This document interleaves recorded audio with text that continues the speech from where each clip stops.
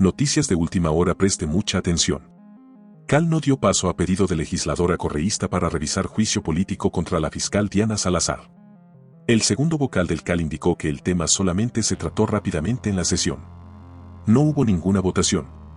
El legislador oficialista Diego Matovelle, quien es segundo vocal del Consejo de Administración Legislativa, CAL, informó que este organismo no dio paso al pedido de la legisladora correísta Gisela Garzón para que se realice un seguimiento al trámite del juicio político contra la fiscal general, Diana Salazar, que está suspendido desde el 17 de mayo de 2024 tras acogerse un pronunciamiento de la Procuraduría General del Estado.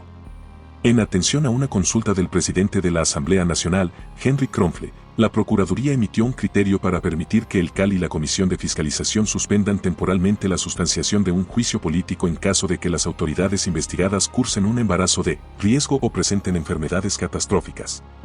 Salazar está embarazada y tiene una condición de alto riesgo, según certificados médicos que presentó en la Asamblea Nacional. En una entrevista con el medio digital La Posta, Matovelle indicó que la motivación que Garzón presentó fue algo muy direccionado contra la fiscal. En el CAL, en una sesión que fue reservada, se revisó un informe médico de la señora fiscal y no se dio paso al pedido de Garzón, porque realmente no es algo donde tengamos que apuntar. Sabemos cuál es su estado y existe ya una certificación médica. Seguir en algo que no es de interés de los legisladores no puede avanzar, precisó Matovelle. El legislador indicó que el tema se trató rápidamente en la sesión del CAL, no se dio paso, no hubo ninguna votación, así de rápido fue. El pasado 11 de julio, la fiscal general emitió un comunicado en el que rechazó que se ponga en duda la condición de alto riesgo en su embarazo y las intenciones de Garzón de que se revise su estado de salud para retomar el juicio político. Emplazó a los mentirosos e inescrupulosos a que designen 3 médicos para que constaten su situación. ¿Qué van a hacer cuando los mismos médicos que ustedes pongan den fe de que todo lo que han dicho ustedes es mentira?, cuestionó. Queda claro, por si alguna vez tuvieron la duda, que esta gente busca desesperadamente separarme de mis funciones como fiscal general del Estado, porque no les interesa llegar a la verdad procesal de los hechos, como decía, quieren seguir viviendo en la impunidad, apuntó y aclaró que en ningún momento se está aferrando al cargo y que lo que tiene es la esperanza de mejores días para el país. Salazar afirmó que iniciará las acciones legales pertinentes por las filtraciones que se han dado sobre su embarazo y su vida personal. No voy a permitir que se sigan metiendo con lo más sagrado que hay en mi vida, mi familia, aseguró. La Fiscalía General informó la mañana de este 12 de julio que Salazar tomará las vacaciones anuales que le corresponden según la legislación vigente. Su reemplazo será el fiscal subrogante Wilson Toinga. En más noticias. La Organización Internacional de Policía Criminal emitió la notificación roja para localizar y capturar a Adolfo Macías Villamar, alias Fito. Con esto, el cabecilla de los choneros, prófugo desde el pasado 7 de enero, se convierte en uno de los sujetos más buscados del mundo. Fue a través de esta publicación que la Policía Nacional este 11 de julio dio a conocer públicamente la notificación roja emitida por la Interpol para hallar y capturar a Adolfo Macías, alias Fito. La alerta emitida para 196 países cuenta con esta fotografía, que corresponde a la última imagen conocida del cabecilla de los choneros, en la que se lo observa con barba y cabello largo. La alerta llega tras cerca de 7 meses de que alias Fito fugara de la regional de Guayaquil, una de las prisiones más grandes del país, y que al mismo tiempo controlaba. Pero no es la primera vez que Macías se le escapa a las autoridades del SNAI. El 11 de febrero de 2013, junto a otros 13 presos, también se fugó de lo que se supone ser una prisión de máxima seguridad, La Roca. 3 meses después fue recapturado y se lo regresó a la Regional 8. En el 2023 la estadía de Fito en La Roca tampoco fue muy larga, esta vez porque el juez Diego Poma ordenó su traslado inmediato, nuevamente a la Regional 8 de Guayaquil.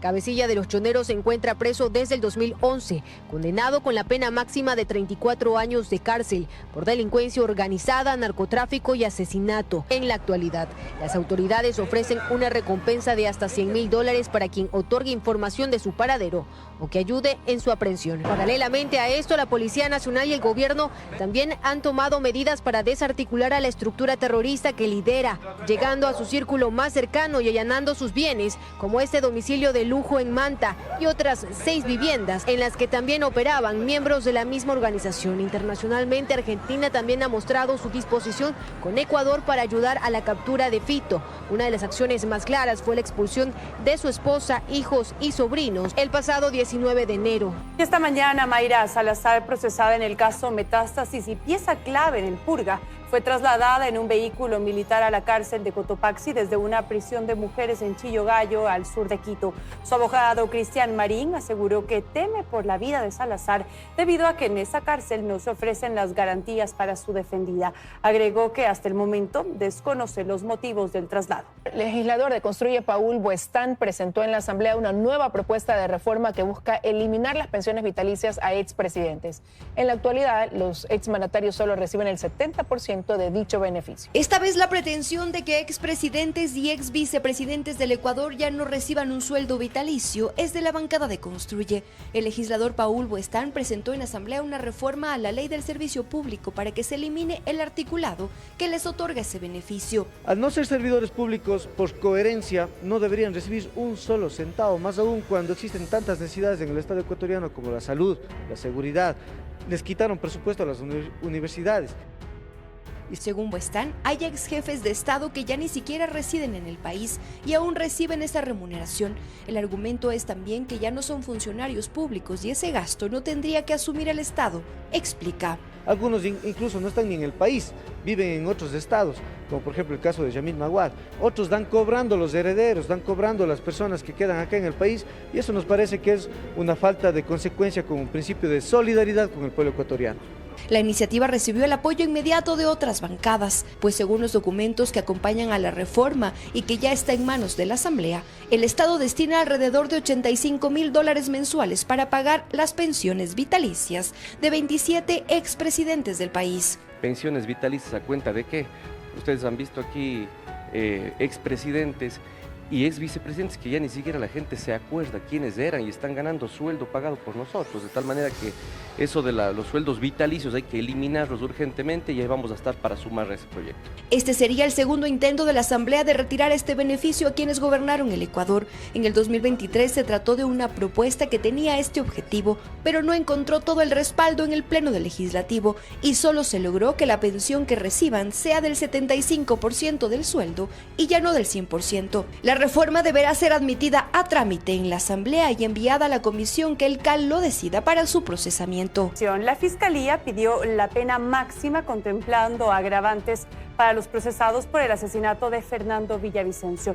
Así es, a esta hora continúan en desarrollo los alegatos finales respecto a esta audiencia por el asesinato al candidato a la presidencia Fernando Villavicencio. La primera en tomar la palabra fue la fiscal Ana Hidalgo, quien aseguró que durante estos 8 días de audiencia se ha logrado evidenciar la materialidad de este delito, la participación de los implicados. Para ello narró cada una de los aportes que dieron los cerca de 80 testigos y peritos y además el aporte que se dio con las pruebas documentales. Dijo que esta organización delictiva tenía toda una planificación para poder ejecutar este delito el pasado 9 de agosto de 2023. Por ello también solicitó que se dé la pena máxima por el delito de asesinato contemplando agravantes, esto es 30 años de prisión tomando en cuenta la participación de cada uno de estos implicados. Recordemos, por ejemplo, que Carlos Angulo Lara lo señala Fiscalía como el autor inmediato de este delito. Alias Invisible habría dado la orden de disparar incluso al estar al interior del CRS Cotopaxi. Laura Castillo, como coautora, pues sería la que estaba encargada de coordinar la logística, de entregar los vehículos, las camisetas, las motocicletas y el dinero para poder ejecutar este delito. Contra Víctor Flores y también Eric Ramírez, dijo en calidad de cómplices, ayudaron a Laura Castillo para poder realizar el reconocimiento del lugar. Finalmente, para Alexandra Chimbo, dijo que también en calidad de cómplice ella era la encargada de estar al interior del coliseo del Colegio Anderson para alertar tanto de la llegada como de la salida del candidato a la presidencia Fernando Villavicencio. También reconoció que todavía hay procesados, hay personas que no se lograron vincular a esta causa, tomando en cuenta que el testimonio anticipado del testigo protegido se dio durante el día 60 de la instrucción fiscal y que por ello se han abierto investigaciones previas más, una investigación respecto a estas personas que quedaron por fuera de esta causa y además otra investigación relacionada con las autoridades por la omisión de la seguridad de Fernando Villavicencio. Escuchemos lo que dijo el abogado de la viuda de Fernando Villavicencio.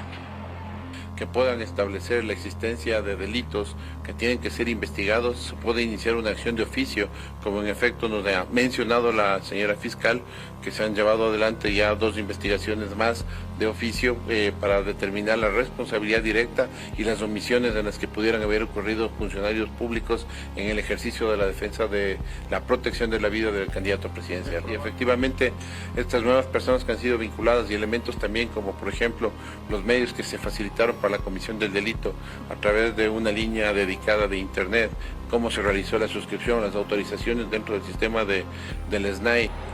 Y bien, previo a escuchar estos alegatos finales, se logró también escuchar a 4 de los 5 procesados en sus testimonios. Estos testimonios no duraron más allá de 1 minuto. Lo único que dijeron estos implicados es que habían sido procesados por otra causa, por una causa de receptación y que desconocían los hechos por el asesinato de Fernando Villavicencio. Además de lo que dijo la Fiscalía, también solicitó como reparación integral $37.000 por cada año de esperanza de vida contemplado para Fernando Villavicencio. Esto es en un aproximado de 18 años más, es decir, $666.000, tanto para los familiares como para las 13 víctimas colaterales. La ministra de Trabajo, Ivonne Núñez, responde a los cuestionamientos de la Asamblea sobre el proyecto para eliminar el contrato emergente. Además, asegura que en los últimos 7 meses se han creado más de 330.000 empleos en el país. Que la presentación del proyecto que busca eliminar el contrato emergente establecido en la Ley de Apoyo Humanitario no podía hacerse desde el Ministerio de Trabajo, sino de la Presidencia de la República, es lo que aseguran en la Asamblea Nacional. Cuestionamientos a los que este viernes respondió la ministra de Trabajo, Ivonne Núñez. La funcionaria detalla que presentar una iniciativa en la legislatura también es una de sus facultades y hace un llamado de atención a quienes lo critican. Yo como Ministerio de Trabajo lo que le estoy diciendo a la Asamblea, señores, el 20 de julio concluye el veto total que se hizo el año pasado para derogar la Ley de Apoyo Humanitario. Ese es el mensaje de la ministra de Trabajo. Así que trabajen por los trabajadores. Con este proyecto, según la ministra, se frenarán los abusos ocasionados por la aplicación de estos contratos, pues si llegara a aprobarse, quienes laboran actualmente bajo esta modalidad deberán pasar a un contrato indefinido. El contrato emergente tiene una característica, es solo de 1 año, debe darse por concluido, por una sencilla razón, porque el contrato emergente nació en una época determinada, que fue la época de la pandemia. A esta medida se suman otras para mejorar el acceso al empleo en el país, que según la ministra ya dejan frutos. Por ejemplo, desde diciembre de 2023 hasta junio de 2024 se generaron 339.150 nuevos puestos, de los cuales el 31,8% corresponde a mujeres y el 68,16% a hombres. La primera actividad que se registra está ubicada en la actividad de agricultura, ganadería. El segundo es comercio al por mayor y al por menor, reparación de vehículos. La tercera actividad son servicios administrativos de apoyo. Las provincias en las que más se registran contratos son Guayas con 108.336, seguido de Pichincha con 97.888 y Azuay con 20.916. De esta cifra corresponden a los jóvenes comprendidos entre los 18 y 29 años de edad 170.560 contratos de trabajo. Y ante la diferencia de datos con la Seguridad Social, Núñez aclaró que esto se debe a que el registro de afiliaciones y desafiliaciones en esa entidad se da de forma tardía.